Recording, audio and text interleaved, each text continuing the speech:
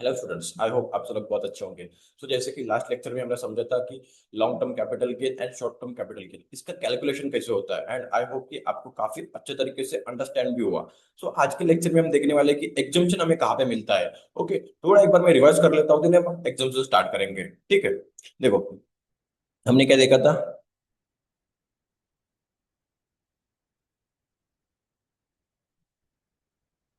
ठीक है, हमने देखा था लॉन्ग टर्म।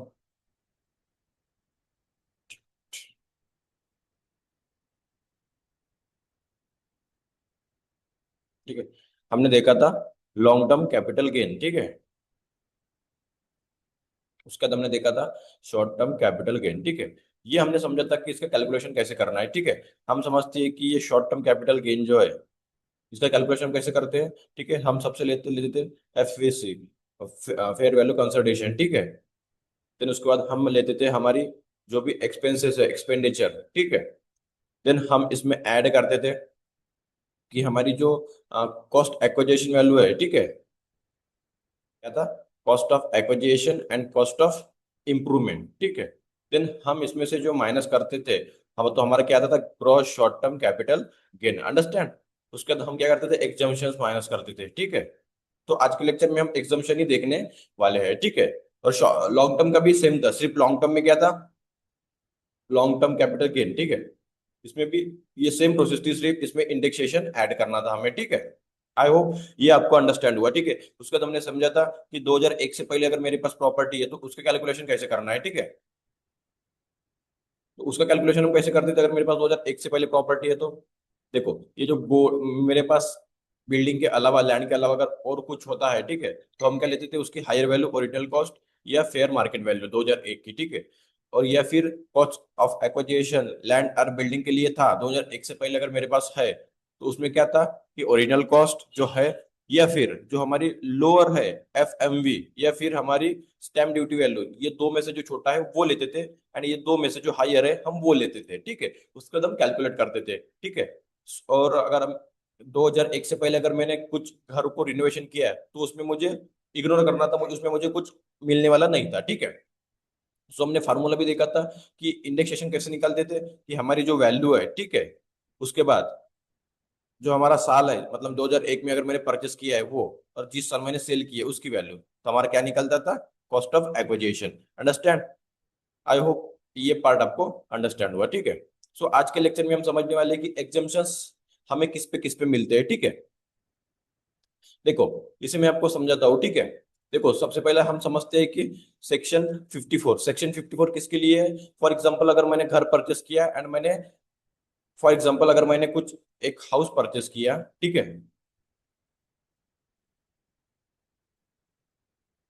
एंड मैंने इसको सेल किया। ठीक है, एंड सेल करने के बाद मुझे प्रॉफिट हुआ। ठीक है, मतलब मुझे, मेरे पास लॉन्ग टर्म कैपिटल गेन है। ठीक है,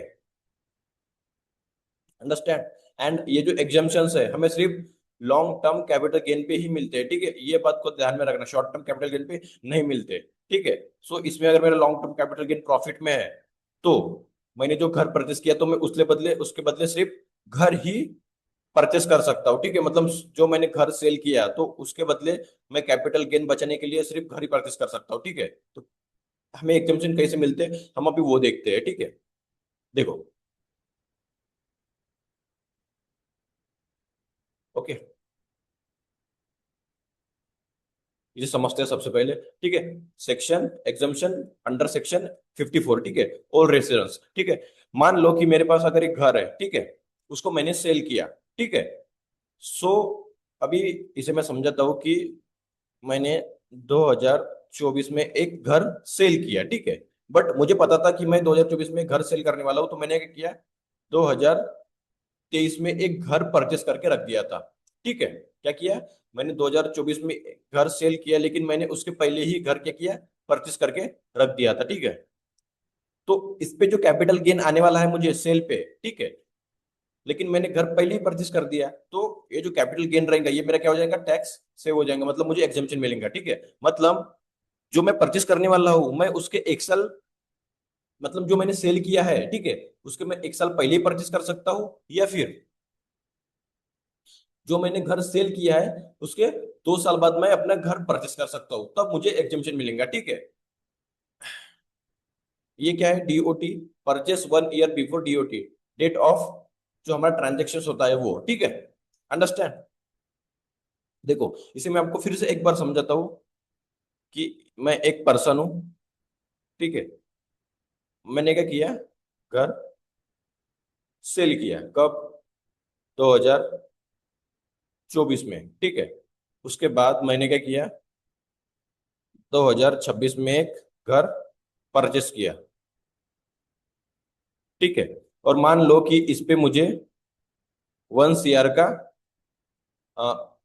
प्रॉफिट गेन आ रहा था, ठीक है, लॉन्ग टर्म कैपिटल गेन आ रहा था, ठीक है। सो मैंने 1 CR का ही घर परचेस कर लिया, तो ये मुझे क्या मिलेगा, एग्जम्पशन। मुझे क्या मिलेगा, एग्जम्पशन, ठीक है।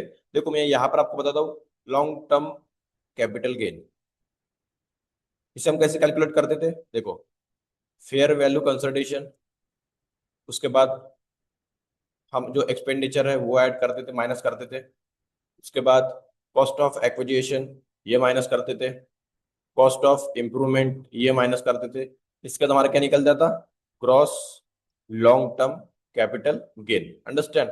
उसके बाद हम क्या करते थे, जो हमारा एग्जम्पशन है वो माइनस करते थे। अंडरस्टैंड। तो मान लो कि ये 1 CR का हमें कैपिटल गेन आया है, ठीक है, और मैंने 1 CR का ही घर परचेस किया, तो मुझे क्या मिलेगा, जीरो टैक्स, ठीक है। मतलब मुझे टैक्स जो पे करना है वो जीरो हो जाएगा, ठीक है। लेकिन मान लो कि अगर मैंने 1 करोड़ का ही मेरे पास cross long term capital gain है, तो मैं 1 करोड़ का ही घर परचेस कर सकता हूँ, या उससे कम, उससे ज्यादा नहीं कर सकता। आप इस बात को ध्यान में रखना, ठीक है। अंडरस्टैंड। ये हो गई पहली कंडीशन, ठीक है। अभी मान लो, ये भी बताता हूँ, ठीक है, कि मैं एक पर्सन हूं, मैंने घर सेल किया 2024 में, बट मैंने क्या किया था, 1 साल पहले ही घर को दूसरा घर परचेस करके रखा था, ठीक है, 2023 में, ठीक है। देखो ये मैंने सेल किया 1 CR में, और इस पे मुझे कैपिटल गेन आया 20 लाख, ठीक है।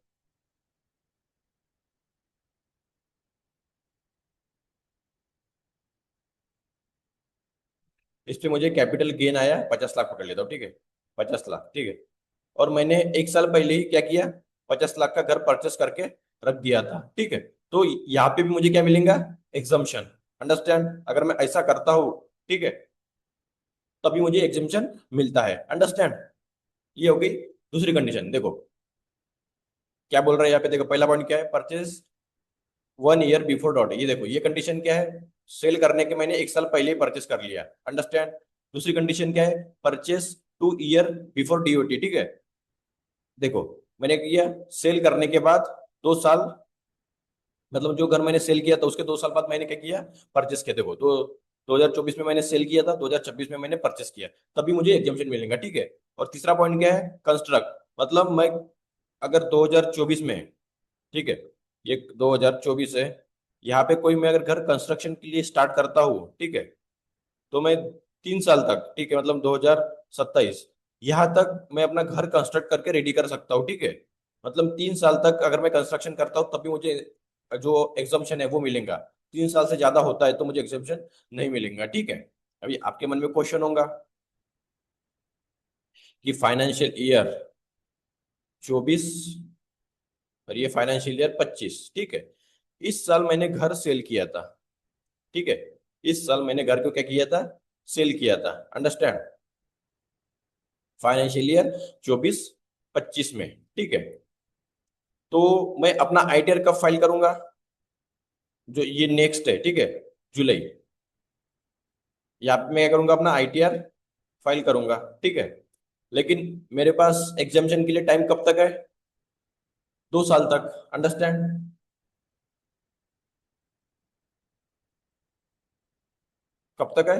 2 साल तक, मतलब 2000, ये 25,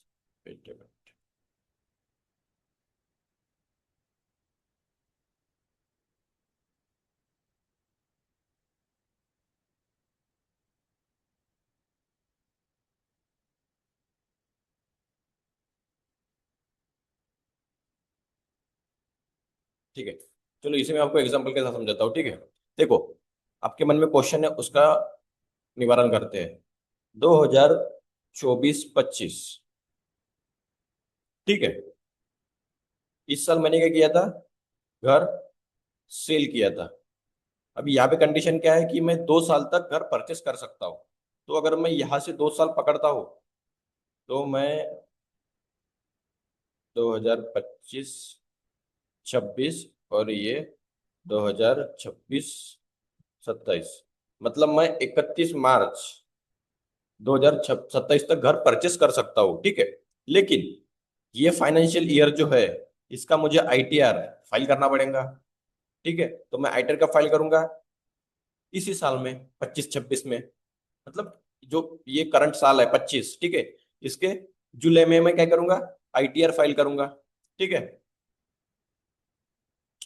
अंडरस्टैंड, जुलाई में मैं क्या करूंगा, आईटीआर फाइल करूंगा। तो मेरे आईटीआर में कैपिटल गेन शो होगा, ठीक है। मतलब मैंने जो घर बेचा है, ठीक है, ये जो घर सेल किया है, इसका जो कैपिटल गेन है मेरे आईटीआर में शो होगा ना, ठीक है। तो मैं फाइल करूंगा, बरोबर है। तो क्या मुझे इस पे टैक्स पे करना पड़ेगा, नहीं। इसके लिए क्या है, इसके लिए एक स्कीम बनाई गई है, ठीक है, capital gain deposit scheme.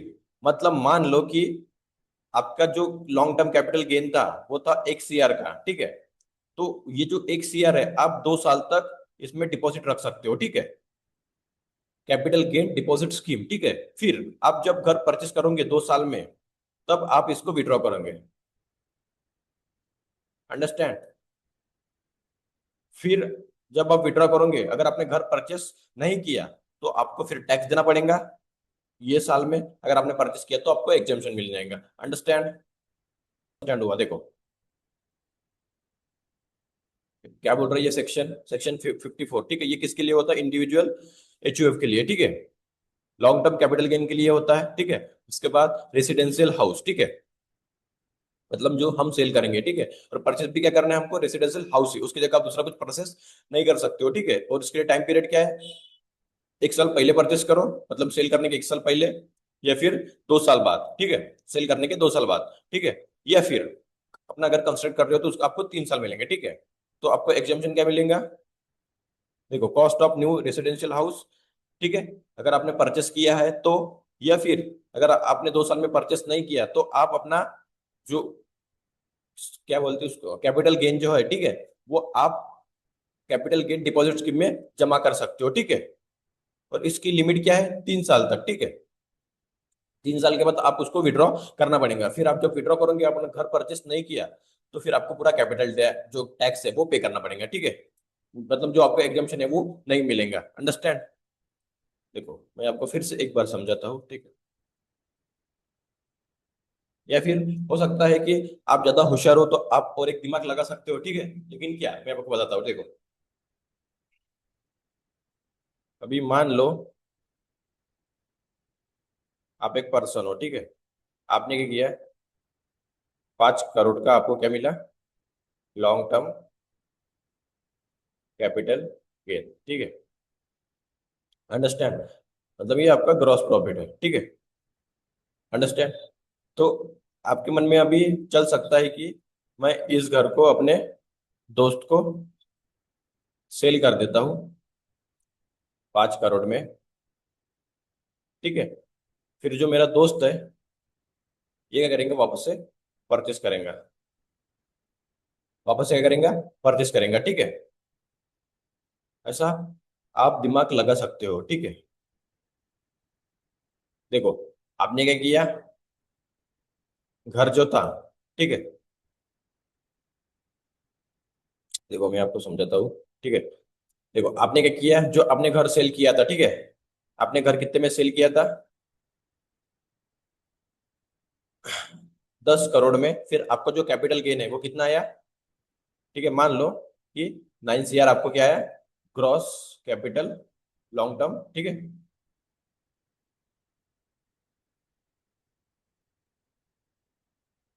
Gross long term capital gain. Understand, ये आपको gross long term capital gain आया कितना, 9 करोड़, ठीक है। और आपका ये दोस्त है, ये क्या बोलता है, आपको दिमाग देता है कि भाई तू क्या कर, ये जो मेरा घर है, ठीक है, तू ये परचेस कर ले, ठीक है।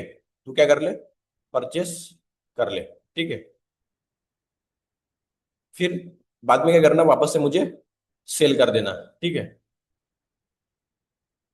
ये क्या बोलता है कि तू 9 करोड़ में ये परचेस कर ले, वापस से मुझे 9 करोड़ में क्या करना, सेल कर देना, ठीक है। ऐसा ये बोलता है, ठीक है।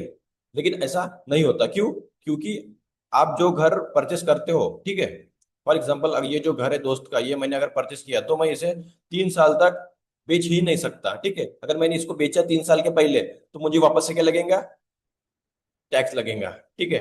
वापस से मुझे क्या लगेगा, टैक्स। मतलब जो अमाउंट है 9 CR, ठीक है, ठीक है, इसमें से अगर मैं माइनस कर देता हूँ, ठीक है, ये जो 9 CR अमाउंट है, ओके,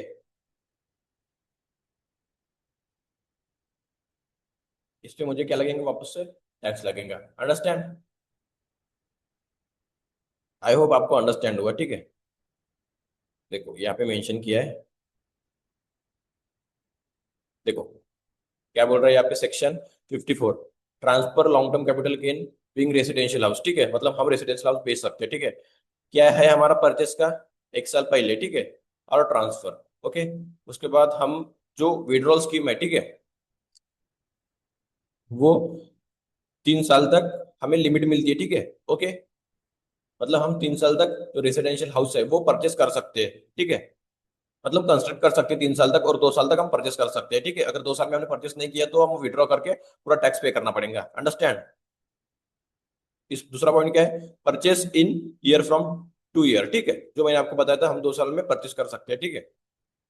ये क्या है, minimum holding period new residential house, if new residential house sold within 3 year, ठीक है, परचेस और construction, then cost of new residential house is reduced by amount exempted earlier while, ठीक है, on sale residential house, ठीक है। ये क्या बोल रहे हैं, देखो जैसे मैंने आपको कंडीशन बताई थी कि जो मैंने घर परचेस किया, ठीक है, वो मैं कब सेल कर सकता हूँ, 3 साल में, ठीक है, तब मुझे टैक्स नहीं लगेगा। अंडरस्टैंड? अगर मैं इसको 3 साल में परचेस कर देता हूँ तो मुझे पूरा टैक्स लगेगा, और टैक्स जिसने परचेस किया उसको भी लगेगा और जिसने सेल किया दोनों को लगेगा। अंडरस्टैंड? आई होप आपको अंडरस्टैंड हुआ, ठीक है। थर्ड पॉइंट क्या है, देखो, if gross long term capital is equal और less than 2 crore, the exemption as tax exemption construction to residential house in, ठीक है। हाँ, और आपके पास देखो गवर्नमेंट क्या बोलती है कि अगर मुझे 2 CR का long term capital gain profit होता है, ठीक है, तो मैं एक साथ 2 घर परचेस कर सकता हूँ क्या? यस, आप एक साथ 2 घर परचेस कर सकते हो, लेकिन ये जो कंडीशन है आप सिर्फ अपने लाइफ में एक बार ही अप्लीकेबल कर सकते हो, ठीक है, वन टाइम इन लाइफ, ठीक है। मतलब आप अपने लाइफ में सिर्फ एक ही बार ऐसा कर सकते हो कि आप 2 करोड़ के 2 घर परचेस कर सकते हो, ठीक है, और इसकी भी लिमिट है 2 CR। अगर आपका long term capital gain 2 CR तक है तो, उससे कम है चलेगा, लेकिन उससे ज्यादा है तो आप वैसा नहीं कर सकते, ठीक है। अंडरस्टैंड? लेकिन ये सिर्फ लाइफ में एक ही बार कर सकते हो, इसके अलावा आप नहीं कर सकते, ठीक है। आई होप ये जो पॉइंट बताया मैंने आपको अंडरस्टैंड हुए, ठीक है।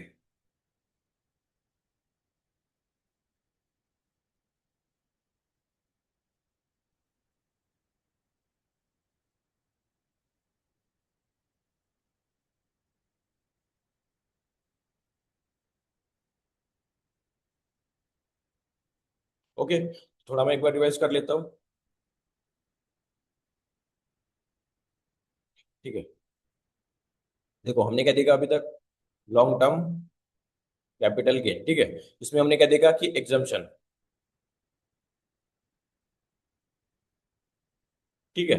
एग्जम्पशन हमें कैसे मिलता है कि जो रेसिडेंशियल हाउस है, ठीक है, आप उसकी जगह सिर्फ रेसिडेंशियल हाउस ही परचेस कर सकते हो, ठीक है। तो इसमें कंडीशन क्या आती है, अगर आप 1 साल बिफोर 1 ईयर, ठीक है, आप परचेस कर सकते हो। सेकंड, आप 2 साल तक परचेस कर सकते हो जब आपने सेल किया, या फिर आप 3 साल तक कंस्ट्रक्ट कर सकते हो, ठीक है। ऐसे ये 3 कंडीशन थी, अंडरस्टैंड?